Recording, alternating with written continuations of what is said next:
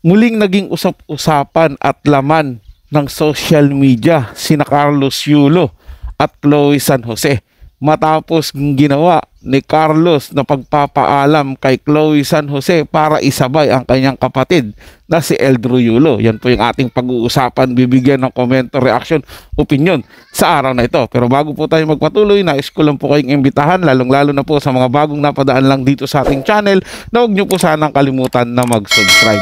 Hit nyo na rin po notification bell para lagi po kayong updated sa mga bago pang video na ating ilalabas. Muli po ako inyong lingkod, Tagapanood TV, at isang mabiyaya at masaganang araw po sa ating lahat. Welcome back po dito sa ating YouTube channel at Facebook page. At ang video po na gagawin natin ng reaction ngayon ay galing po sa channel ni Showbiz Snap. Nasa description po yung link na kanyang channel, bisitahin po at pakisuportahan na rin. Kaya naman wag na natin patagalin to, simulan na po natin ang ating reaction video sa araw na to, mga tagapanood.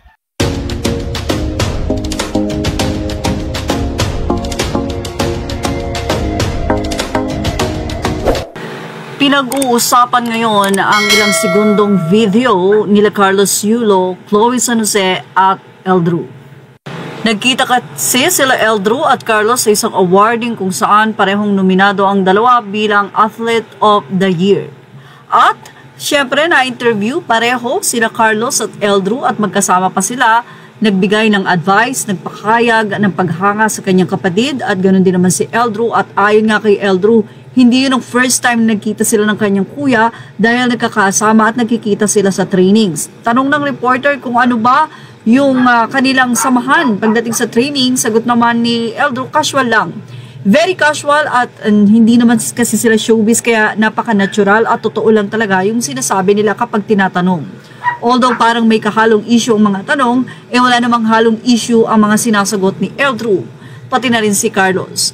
Pero dahil sa 10 seconds na video, nahusgahan nga si Carlos Yulo.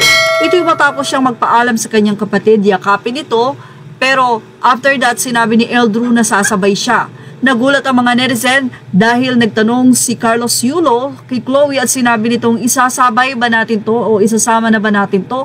Sumagot si Chloe San Jose na ihatid natin.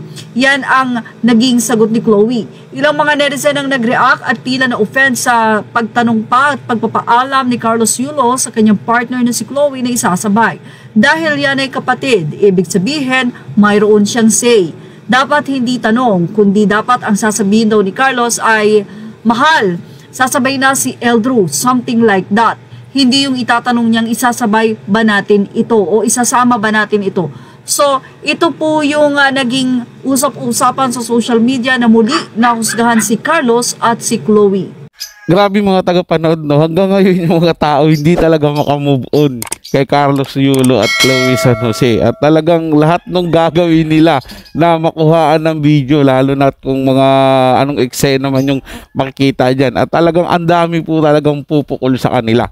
Hindi na po talaga maiiwasan siguro yung mga tagapanood. Ganun na po talaga siguro kalaki yung sama ng loob. Hindi galit mga tagapanood, sama lang ng loob ng mga tao dahil nga doon sa ginawa niya sa pamilya niya. At eto, dinagdagan niya na naman dahil mismong kapatid yan, di ba? Dapat sila pa ang mag-o-offer talaga na hatid ka na namin kasi alam naman po natin mga tagapanood, wala pa naman sigurong sasakyan to si Eldru Yulo. Di ba, baka nagtataksi lang to papunta dyan. Sa halip kasi na mag-offer ng sasakyan o isasabihin ni Carlos Yulo bilang pangalan, sige hatid ka na namin. Siyempre pag-aalala doon sa kapatid niya na baka kung anong mangyari pag uwi.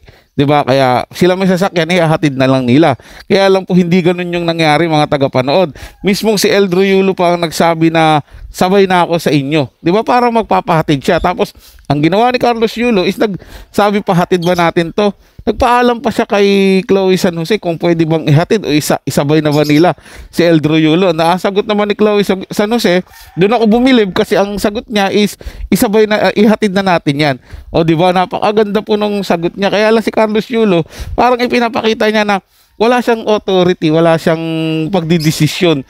Kung hindi lahat ng desisyon ay manggagaling kay Chloe San Jose. Di ba pinapakita niya kung gaano siya ka-under kay Chloe? Well, hindi na po yan mga tagapanood. Hindi na po big deal yan kasi mula pa naman ng unang lumabas yung relasyon nila, ay pinapakita na ni Carlos Yulo na talagang si Chloe San Jose yung sinusunod niya sa lahat ng desisyon. Kaya nga lang po, siyempre yung iba, masama po ang tingin doon kasi nga si Carlos Yulo yung nagpapasok o nagpapakain kay Chloe San Jose. Technically siya yung mas may malaking income compared to Chloe San Jose, and yet sunod-sunuran lang siya kung ano yung desisyon ni Chloe San Jose.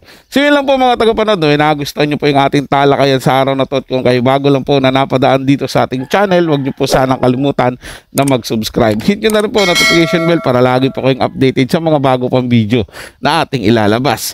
Share, like, and comment din po kayo mga tagapanood. Atin yung babasahin at pupusuan. So hanggang sa muli po, ito yung Tagapanood TV.